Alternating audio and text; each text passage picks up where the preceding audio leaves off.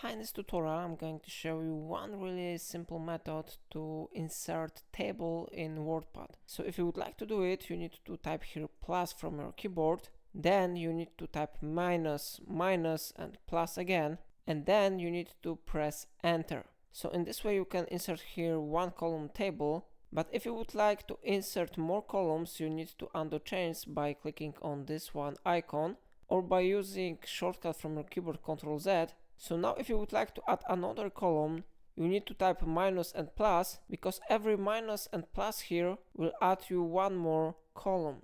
So now we need to press enter, and how you see we have here two columns. So we can add here more columns if you want. So for example, I will add one more column again, and one more column again. And then I press enter button.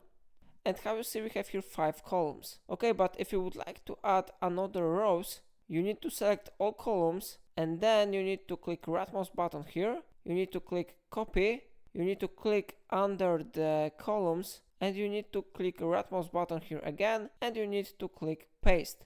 Alternatively, you can use shortcut from your keyboard Ctrl C, Ctrl V to paste another rows. So how you see, it really works. And of course you can modify width and height of the columns. Everything depends on your preferences. So it is how it works. If I helped you to use it, remember to like this tutorial and subscribe my channel. And please let me know if this method helped you to insert a table in WordPad.